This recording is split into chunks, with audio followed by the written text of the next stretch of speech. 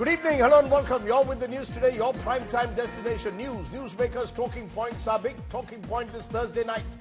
The opposition claiming there's a witch hunt ahead of the general elections. Is it justified? From IT penalties to ED searches, CBI raids. We'll tell you more on that. Also, Governor Ananda Bose is among my special guests. The West Bengal governor will join us on the contentious and sensitive issue of Sardesai.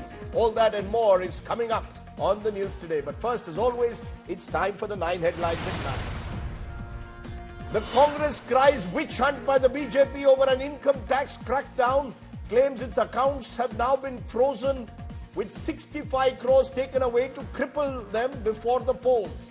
The BJP says Congress evading taxes. Aadmi Party and Congress close in on a seat-sharing pact. Sources say Congress offered 3 seats in Delhi, Haryana. Gujarat deal sealed. Punjab deadlock remains. Opposition now mounts pressure on the Modi government over the death of a youth at the Punjab border during the farmers' term. Modi government offers 5th round of talks to farmers. BJP ups the ante against the Mamata Banerjee government, releases a documentary on the Sardesai horrors, demands an arrest of absconding TMC Neta Shah Jahan Sheikh. Manipur High Court withdraws its Meitei order that sparked wide tensions in the northeast region. Court's earlier order to include Meiteis in the scheduled tribes category modified. CBI now turns the heat on former Jammu and Kashmir Governor Satyapal Malik. Probe agency raids over 30 locations in connection with an alleged hydroelectric scam. Satyapal Malik hits out, says agencies used to harass him because he spoke out against the Modi government. Siddaramaiah government changes Karnataka temple tax ceiling. BJP accuses the party of being anti-Hindu, asks why no tax on mosques. Chief Minister Siddaramaiah hits back, says facts being misrepresented by BJP for poll gain. Trouble brews for Byju's founder Ravindran. Enforcement Directorate issues a lookout notice against him over alleged foreign exchange violations. The Aam Aadmi Party has agreed to give 3 of the 7 seats in Delhi to the Congress and will contest in 4. The Congress is also set to give 2 seats of Bhavnagar and Bharuch to Aam Aadmi Party in Gujarat. This could be the second big alliance sealed after yesterday the Samajwadi Party and the Congress came to an agreement. So this could be another big step forward. That image that you're seeing, Mallikarjun Kharge, Arvind Kejriwal seem to have worked some kind of a deal. There is still a question mark over whether that deal could extend to certain other states as well, like Assam. But I'm joined by Preeti Chaudhary, who tracks the Aam Aadmi Party and the Congress closely. Preeti, what are you picking up? Is this now almost signed, sealed and delivered? Well, it does seem it's very close, Rajdeep. And as per my sources, the Aam Aadmi Party is now waiting for an official confirmation from the Congress. Both alliance committees of the Congress and the Aam Aadmi Party met yesterday, and there has been a basic understanding yesterday that has been reached, and that understanding is of the 7 seats where Delhi was concerned earlier on, the Congress wanted 4. They have now ceded, and they are okay with 3. The AAP gets 4 in the national of Delhi. Then interesting, because the Aam Aadmi Party had dug in its heels for the Union Territory of Chandigarh. They are okay to give it to the Congress, and that seat, at least right now, what the blueprint of this seat-sharing arrangement is, goes to the Congress. There has been a sticking point where Gujarat is concerned. Of the 26 seats, Bhavnagar and Bharuch are 2 seats which the Congress has given to the Aam Aadmi Party. There's continued strife on Bharuch because Ahmed Patel's daughter has been trying to cultivate that constituency as the legacy of her father. So there's a bit of a repercussion or resentment there. But of what I know, that the Aam Aadmi Party has been given the seat of Bharuch. Interestingly, in Goa, the Aam Aadmi Party had already announced a candidate. Now they're going to take back that candidate, and Goa seat will go to the Congress. Assam, they've been, at least by yesterday's meeting, have been promised 1 seat of the 14. And interesting to note, the state of Haryana, they're also promised 1 seat of 10, Rajdeep. Okay, so it seems at the moment that there has been some progress on that alliance and an announcement expected by the weekend at the very latest. Preeti Chaudhary with those details. Let's turn from alliance politics to what is now becoming a running theme of the battle for 2024. The opposition is claiming that there is a political witch hunt by the Modi government to finish them. This has led to flashpoints, the latest being an income tax crackdown on the grand old party with penalties being levied and allegedly amounts not just being frozen but being taken out of the account by the income tax department of 65 crores is what recovery of 65 crores. The Congress is claiming this is an attempt to cripple the opposition. Also, there have been raids today on Satyapal Malik or searches of the CBI in connection with a alleged scam that took place in Jammu and Kashmir when he was governor. Malik has spoken out in the past against the Modi government on contentious issues like Pulwama, the terror strike.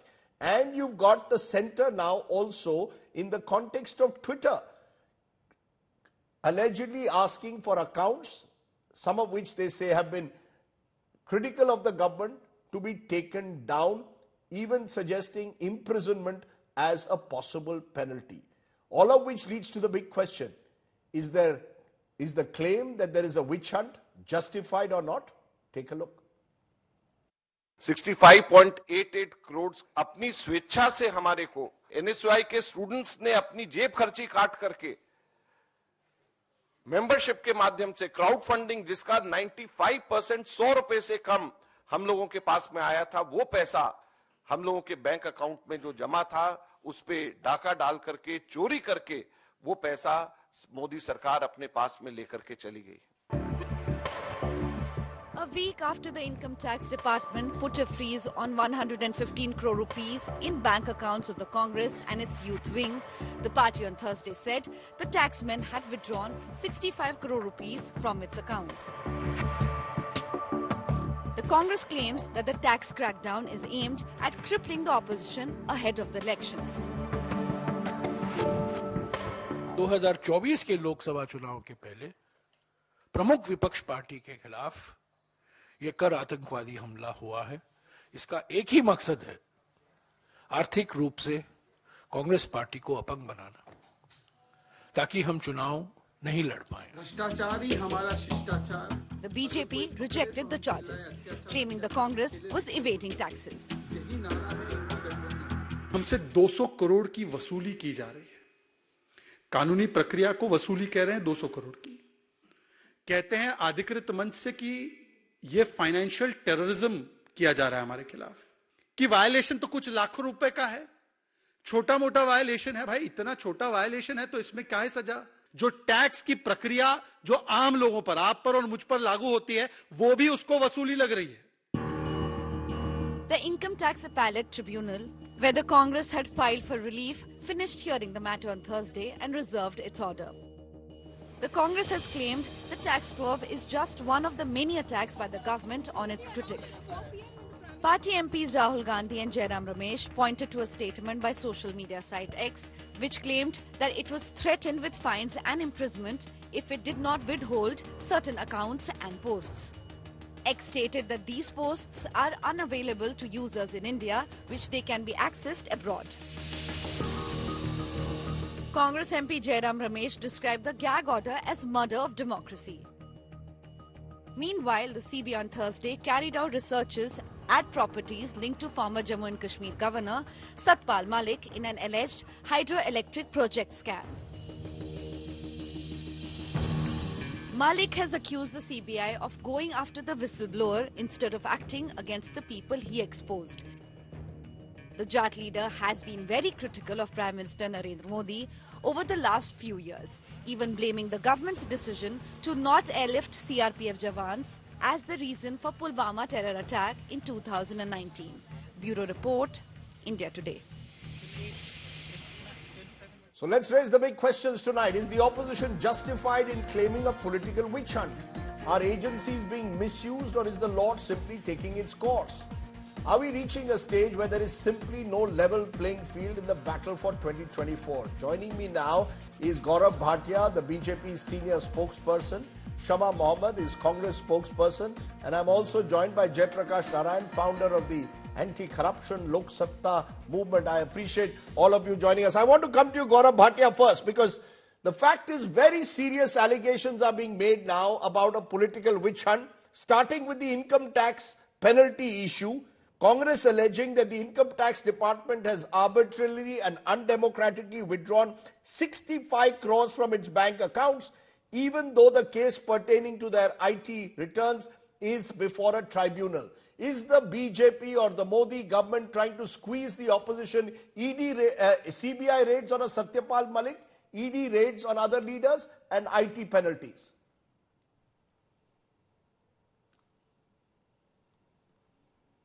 Rajdeep, first of all, can you squeeze any party or object which is already flat on their face? The answer is no. You cannot squeeze anything out of a deflated balloon that the opposition and the corrupt Congress is. You say allegations are being made. You are a very senior journalist, Rajdeep. Allegations का क्या है? Allegations तो अरविंद केजरीवाल भी लगा रहे थे. Arvind Kejriwal was ordering the ED to recall the 7th summon, 5th summon, 4th summon. And do you know what happened in the court? In the court, a very categorical order has been passed and Arvind Kejriwal was asked to be present in the court. Similarly, I want to ask a few questions and also discuss a few facts with you. One, this political vendetta bogey is baseless. I'll tell you why. You remember 14 political parties in the opposition approached the Honorable Supreme Court. Did they succeed there? They had made a prayer that it is political vendetta. The Supreme Court dismissed their writ petition. And I think in the current constitutional scheme, the Honorable Supreme Court remains the supreme arbiter. No, but isn't it not? No, but with due regard, Mr. Gaurav Bhatia, Mr. Gaurav Bhatia, with due regard, is it not strange that a matter of 2018-19, suddenly the income tax department just ahead of the elections is swooping in and saying, we want the 65 crores that is already in your bank account back. That Satyapal Malik, who 9 months ago raised a red flag on the Modi government on certain issues, he is being searched when he claims he is the whistleblower in the case. Are we all supposed to believe that there is nothing to any of this? That this is all due process of the law, sir? Okay. So Rajdeep, since you called me sir and I am a student of law, let me teach you some law. Political vendetta, if you allege it, you have to prove it in the court of law. And it's a valid ground for quashing the case, the FIR as well as the charge sheet. Now, when you talk about the IT department taking action now during elections, in your report I heard the IT-AT reserved its order. Did they stay the proceedings? Did they pass any direction ordering the income tax department not to take any further action? No, the but answer the government is no. could have, no, Mr. So Bhatia, the IT department, no, 1 minute, sir. Please, the IT department could have waited Rajdeep, for, don't no, the interrupt matter is me. before the tribunal. The IT department could have waited. There seems to be an unusual urgency to somehow or the other fix the opposition is what the charge is being made. Rajdeep, I must tell you, you are a very, very naughty student. You don't want to learn law, you want to interrupt, but definitely you are a very curious student. So let me satisfy your curiosity, but you'll have to be a little patient, okay? Please. So I'm telling you the law. If there is no stay order, when a person moves the tribunal or a court, the authorities can very well take action. It is in accordance with law, number one. Two, I was giving you instances. Sonia Gandhi, Rahul Gandhi, in the National Herald case, went up to the Supreme Court to get the proceedings quashed. They are corrupt, proceedings not quashed. Was this during elections? The answer is no. In the liquor scam, Manish Sisodia is in jail for the last 1 year. Bail not granted. He went up to the Supreme Court proceeding. His petition dismissed. Sanjay Singh, bail not granted. Abhishek Banerjee went up to the Supreme Court saying political vendetta. Did he get any relief? Was the charge quashed? No. Partha Chatterjee, not granted bail. Petition not granted. Now, what am I trying to say? It's very easy to allege political vendetta. I can say Rajdeep is a corrupt man. Rajdeep is taking bribes from opposition political parties. But is that enough? No. Rajdeep, it's not enough. I have to prove my charge. So if the opposition makes the charge that this is a case of political vendetta, they will have to prove it in the court of law. And your point is well taken. Mr. Bhatia, I've given you ample time. You made a powerful... 1 minute, sir. No, I have one more. Yes. I have one more comment to make. Yes. A very interesting one. It's a challenge on India Today on your program. I think it would be a big news now.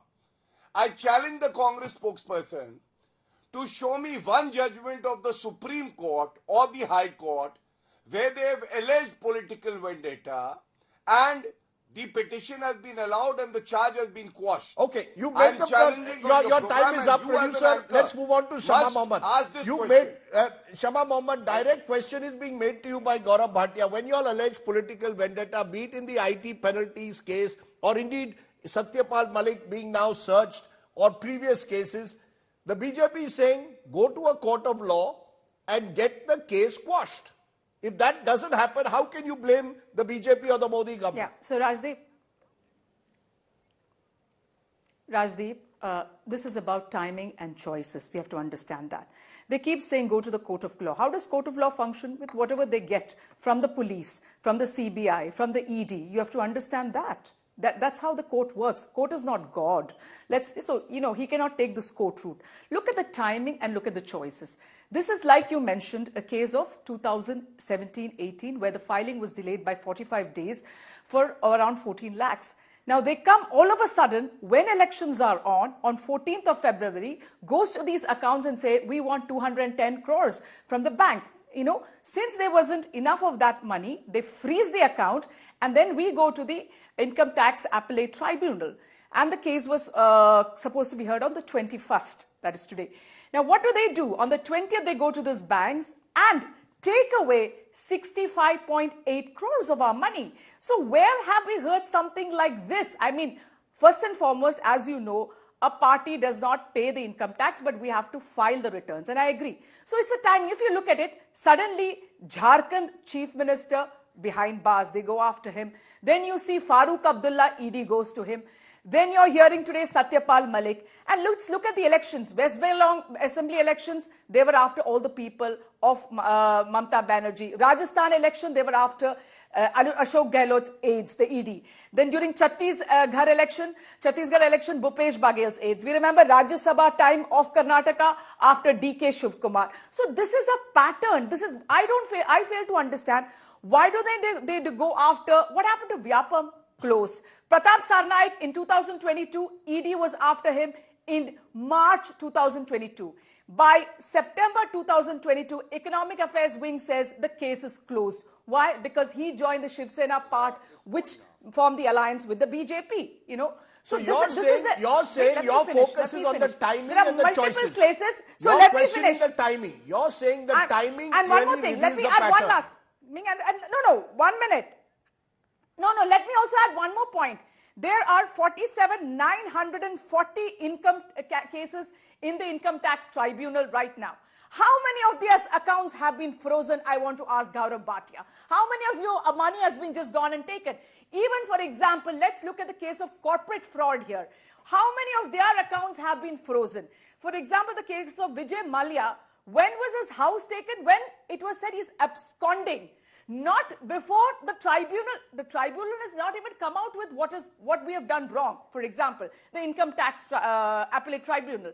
The action taken on Vijay Mallya was after he said he was absconding. Let's understand that. Before that, there are so many corporate tax frauds. Why are they not taking action? And also, in their budget, they clearly said ease of dispute and simplification is what we want in their last 3 budgets. All right. So why don't they do this? Why this sort of terrorism? Okay. This is called financial I've terrorism. listened to you also and since patiently. The electoral bonds Ma'am, I've listened to you patiently. 1 second. Illegal. No, ma'am, you cannot do. I have listened to you patiently. They have come after us. I have listened to you patiently. I've listened to Mr. Bhatia patiently. Jaiprakash Narayan has listened to both of you patiently. Jaiprakash Narayan, I get a sense that Clearly, Shama Mohammed has a point when she says there's a pattern. That whenever there is a state election, whether it's Gehlot in Rajasthan and his family, Mamta Banerjee in Bengal and her family, whether now it's KCR at times, it's Arvind Kejriwal, it's Congress leaders, the ED, CBI, IT are being used to target them as per a pattern. However, Gaurav Bhatia also has a point that then why are none of these cases being quashed by the courts? Is the truth as always somewhere in between therefore? Rajdeep, let me separate the two issues. One, about action against a political party. Two, against individuals under the laws of the land. First, let me take the party issue. I think these are two qualitatively different issues. Technically, legally, the Constitution or the laws do not distinguish between a political party and other organizations. They come broadly under Article 19(1)(c), like any other society, a party is. But in reality, a political party is a very serious affair. It enjoys the confidence of lakhs of people. It is a reflection of the social coalition that they're able to mobilize. And it has a history, and it reflects the dreams and aspirations of people for decades. Therefore, if you view it technically and legally, in a very legalistic manner, and then go after political parties as if they're like any other organization, it is not wise in a democracy. I am absolutely firm about it. Doesn't matter which party it is. Parties are, first of all, exempt from taxation. So are you saying prima facie in the way the IT penalties are being imposed on the Congress party at the moment, while the matter was before the tribunal and the accounts are being allegedly frozen, prima facie it stands up out as a witch hunt? I don't call it witch hunt because I don't know if there's a political direction or not. It certainly speaks of the overzealousness of the officials. Let me complete the point. If parties do not feel free to articulate their point of view and compete in the marketplace of politics, then democracy will be definitely undermined. We are delegitimizing the political process. You fight no holds barred in the bar of the public opinion. But when the party is legally exempt from taxation, and in 2003, I was actually part of the process to create a law whereby even the donations are tax exempt, to now use some archaic provision. Not true, there may be a technical violation because there's a delay in the filing of returns. But when the party is a political party, legally you may not recognize it as a superior entity, but actually it's a superior entity. That means the party must be given some privileges. The party also must accept some obligations. Obligations being transparency, obligations being completely open about the kind of policies they take up, the kind of expenditure they would like to propose, etc., etc. Equally, the parties must have the privilege to be able to do their thing without any interference. So is it creating, Jayaprakash Narayan, a situation where there is no level playing field? If I'm an opposition party and my accounts are frozen, prima facie it appears there's no level playing field. I hope the authorities will realize and unfreeze their accounts. I fervently hope as a friend of the political process and democracy of the country, without any partisan motive. And if that does not happen, I actually think that the ruling party will be at a disadvantage in the bar of public opinion. Okay, because there's no advantage in this. Let me take that. By taking away 65 crores of the legal money, let me complete this point, Rajdeep. Yes. By taking away 65 crores of legal money, accounted money, you're not changing the electoral fortunes, I can guarantee you. Because the real money spent is about 20 to 30 times, mostly unaccounted. So it doesn't really affect the outcome, but it certainly affects the perception of the people. It's not in the interest of the party in power. Okay. Gaurav Bhatia, respond to that. You know, a political party ahead of the election, when you go ahead or the income tax department goes ahead, freezes the account, I mean, the public hai ye sab janti hai. 2018-19 matter, 45 days late in filing returns, suddenly you say, no, immediately 65 crores has to be frozen. Either it's an overzealous tax officer or he's a tax officer working under instructions, like the Chandigarh presiding officer apparently was working under some instruction. So Rajdeep, freezing of the account is not sudden, but you taking this stand might be because of a sudden call to you. I don't know. But you know, casting aspersions using irresponsible language, the nation watches. When the Congress spokesperson says court is not God, but Supreme Court is final. Yes, we all know for the Congress leaders and the workers, Sonia Gandhi is the goddess you worship, Rahul Gandhi is the god. But for a common citizen, for the Bharatiya Janata Party, the judiciary of the country is sacrosanct, and I asked you a very pointed question. I did not get any reply. Second, with utmost respect to the political analyst, when he said the accounted money of the Congress party has been seized or the account has been frozen, very respectfully I'll tell him that he would definitely have faith in the ITAT, he would definitely have faith in the courts of the country. Say if the accounts have been wrongly frozen. Rajdeep, there are superior courts in the country. They are constitutional courts. Why doesn't the Congress go there and then file a petition? But the reality is, we all remember during the UPA era, this very CBI, which is independent now, was called a cage parrot not by you or me, but by the Honorable Supreme Court. Do you know why? In the Colgate scam, a status report was to be filed and the CBI director was called by the law minister then and the report was changed. Such was the nature. And regarding political vendetta, Congress crime foul, Samajwadi Party, Mulayam Singh Yadav, Akhilesh Yadav, they allege that a false case was instituted against them. Bahujan Samaj Party, same thing, Taj Corridor. DMK, Karunanidhi, also complained of the same what thing. was done in the past Narendra is Modi ji. Let's forget the whataboutery for a moment. Do not disturb No. The fact is, you made your point. I have given you uninterrupted time. Mr. Gaurav Bhatia, the other side, I have limited time, must also respond. I have not Shama made my Mohammed, point. please Please allow respond. me 30 seconds. Fader down. Shama Mohammed, respond to Gaurav Bhatia. Gaurav Bhatia is making the point again and again. Do you have faith in the courts or not? If you feel that this entire IT penalty, for example, has been wrongfully, has led to wrongful freezing of your accounts, the IT tribunal will eventually pass an order in your favor. Wait, be patient is what the BJP is suggesting. Why is every time there's a raid or a search, you immediately say Modi government is involved? So, Rajdeep, first and foremost, he's having midnight or, I don't know, early morning or night hallucinations. I never said court is not God or something like that, what he said. What I'm trying to say is that the court acts on what evidence is given or whatever happens and how the ED, now for example, the ED has the power to close certain cases. Like I gave the example of Pratap Sarnaik.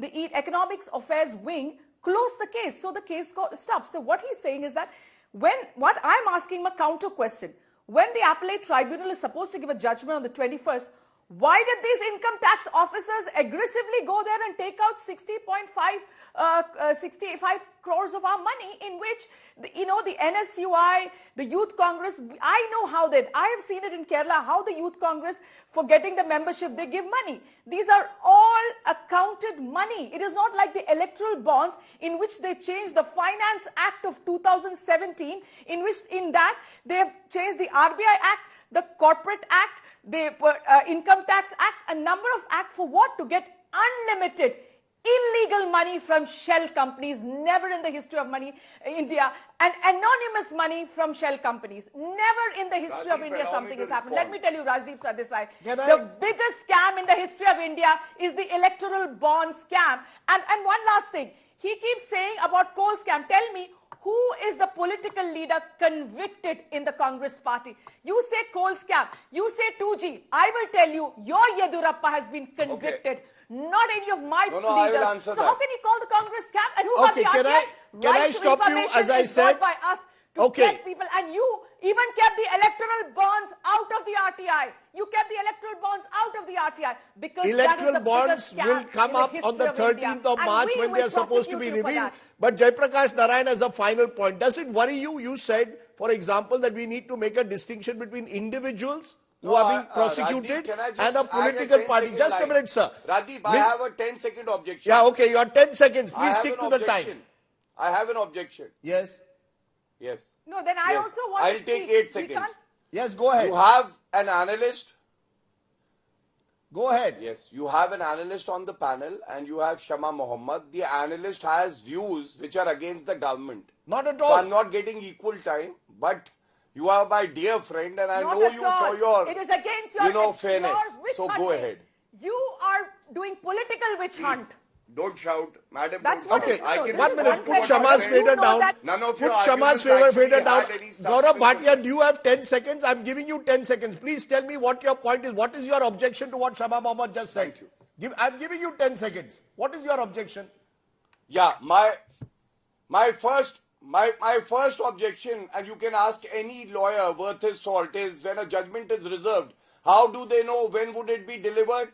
And if they are aggrieved even by non-delivery of a reserved judgment, they can move the higher court. My second point is So the process is the punishment.